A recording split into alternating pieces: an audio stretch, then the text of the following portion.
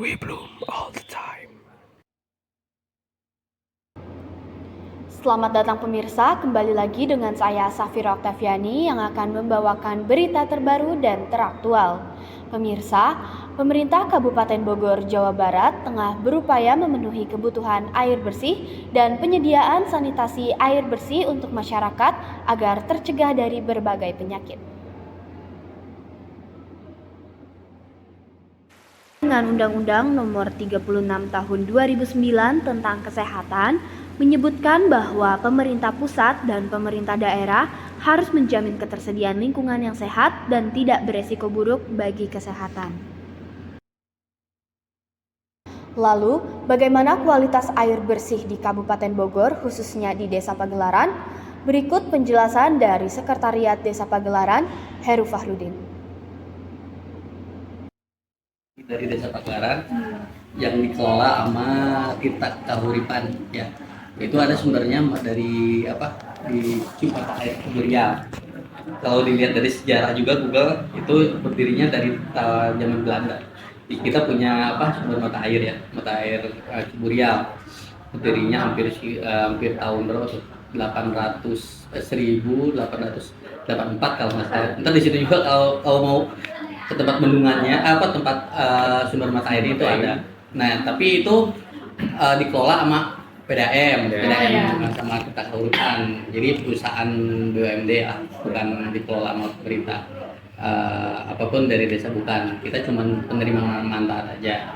Nah kalau dari kualitas air itu bukan lumayan lagi, kalau dari segi uji sampel segala macam itu kualitas, kalau aslinya dari sana udah siap minum, airnya dingin kayak air kulkas gitu, karena sumber mata air itu yang sumber mata airnya itu bisa lari apapun itu dari zaman ke Istana Bogor sama ke Istana Jakarta.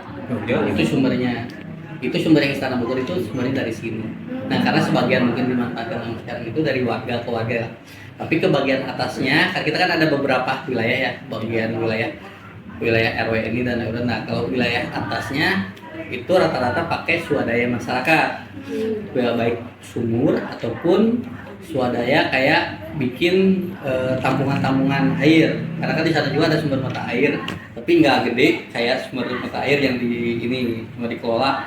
Ada sebagian juga sama desa kita kelola juga ya, karena dapat program Pansimas ya, program bantuan pipanisasi ya, kita dapat juga program dari sana. Nah kita di sistem kelola sama masyarakat terus dialirin ya gitu. Kalau dari airnya sih cukup lumayan bagus, dan kalau di daerah atas pun kalau untuk penggalian sumur pun 2-3 meter airnya udah keluar, karena daerahnya berbatu ya, daerah berbatu, jadi mungkin kalau secara ilmiah jadi serapannya itu udah lumayan, maksudnya udah terjaring, jadi kualitasnya alhamdulillah bagus gitu. Cuma ada juga sih sebagian yang nggak kebagian memanfaatkan air sungai Ciapus gitu. Nah itu mungkin yang nggak kebagian air bersihnya gitu. Ininya kan mungkin kualitasnya kurang, ada yang berkurang gitu. Jadi ada yang memanfaatkan kalau daerah dari sini ke bawah menggunakan PDAM yang dikelola sama Tirta. Kalau yang dari sana bisa menggunakan sumur ataupun swadaya ya, itu sumbernya gitu. Apalagi lalu kayak bagaimana sistem pengelolaan limbah cair di desa untuk menjaga kualitas air? Limbah cair itu maksudnya?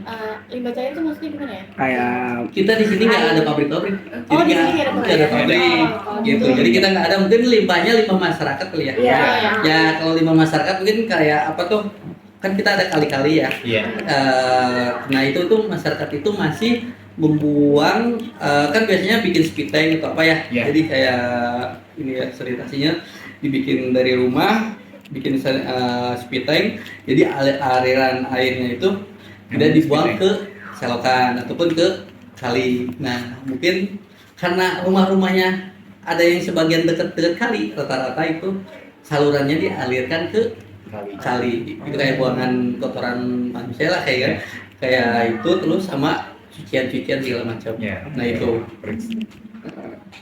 Kira-kira ada ini nggak sih Pak, program-program tertentu yang diberikan pemerintah untuk menjaga sanitasi air di desa ini? kalau kita mungkin kan, kalau program pemerintah kan kita ada lingkungan ya, yang di sini itu kan ada pohon-pohon besar. Ini kita punya hutan lindung. Tapi hutan lindung sekitar 14 hektar yang dikelola sama PDAM. Itu jangan untuk mengurangi debit air ya. Jadi wilayah-wilayah tersebut itu tidak boleh diadakan pembangunan ataupun penebangan pohon sembarangan. Ya mungkin untuk menyebabkan kekurangan air itu sendiri. Langkah-langkah yang telah diambil untuk memastikan keamanan sanitasi air itu gimana Pak? Kalau langkah-langkah ya mungkin himbauan-himbauan ya. Secara ini kan kalau masyarakat di masyarakat susah juga ya. Kalau kita mah masih himbauan aja, jangan buang sampah ke kali atau apa seperti itu. Jangan kalau limbah atau apa jangan dibakar gitu. Seperti itu himbauan-himbauan, kayak kalau nggak bikin kayak spanduk jangan bikin buang sampah sembarangan, terkena PPPS kayak Perda atau hujan gitu kan. Itu sih, itu aja. Lalu tantangan utama apa yang dihadapi dalam menjaga sanitasi air di desa ini? Tantangan atau menjaga kan, kalau tadi menjaga kan saya bilang kan kalau lingkungan-lingkungan yang dekat sumber mata air mungkin ada, apalagi yang dikelola sama itu kan jangan sampai ada pembangunan yang sifatnya untuk menarik ataupun mengurangi debit air gitu. Seperti itu karena kan kelancaran ataupun untuk konsumsi gitu.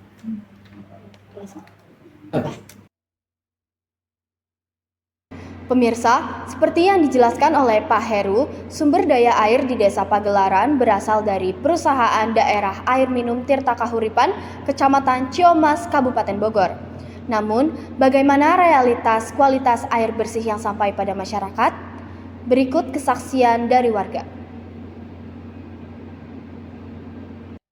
Baik Ibu, sekarang saya sedang bersama dengan Ibu siapa? Bu Yeni. Dan Ibu? Bu Masita. Oke Ibu, saya akan mengajukan 2 pertanyaan. Pertanyaannya itu yang pertama, bagaimana kualitas air di desa ini Bu?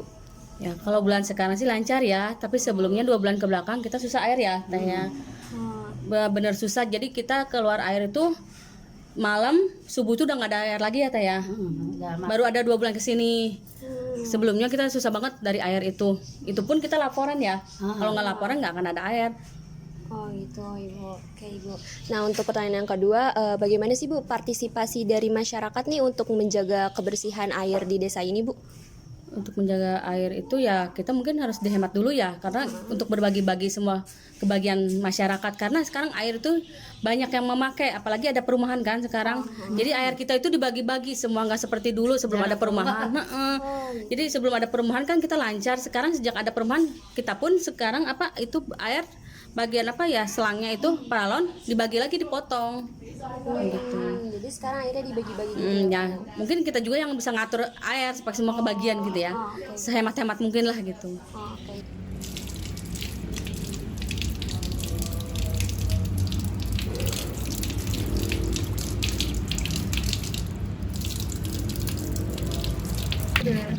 Oke Bapak, saya akan mengajukan sebuah pertanyaan. Nah, kalau misalnya kondisi air di sini itu bersihkah atau gimana Pak? Kalau di sini ya rata-rata kan pakai PDAM, Pak. Jadi ya gitu ya, kalau PDAM kan mungkin kalau waktu hujan ada kotor dikit. Iya. Kalau hari-hari biasa mah nggak kotor. Oh, kalau di sini tuh pernah mengalami kekeringan nggak sih Pak? Kalau kekeringan kayaknya selama PDAM nggak ada. Nggak ada. Bapak pasang PDAM itu dari tahun berapa ya? Dari tahun berapa? 10-an lah. Oh, berarti semuanya ini udah merata PDAM ya? Hampir rata-rata ya. Hampir rata, oke. Nah, kalau misalnya airnya tuh suka bau nggak sih Pak? Air paling bau karat itu. Bau karat? Iya, bau Bau kamporit. kaporit. Oh, bau kaporit gitu Pak. Mm-mm. Nah, kalau misalnya bau kaporit tuh biasanya Bapak kayak udah biarin aja atau gimana Pak? Dibiarin aja. Biarin aja. Tetap minum pakai itu aja. Oh, berarti Kan air dimasak minum minumnya. air minum juga pakainya air dari PDAM juga. Dimasak. Oh, dimasak. Oke, Bapak. Memang benar bahwa air yang bersih merupakan salah satu kebutuhan paling penting bagi kehidupan. Karena air yang bersih merupakan air yang baik bagi kesehatan hidup. Saya Safira Oktaviani dari Bloom TV, pamit undur diri.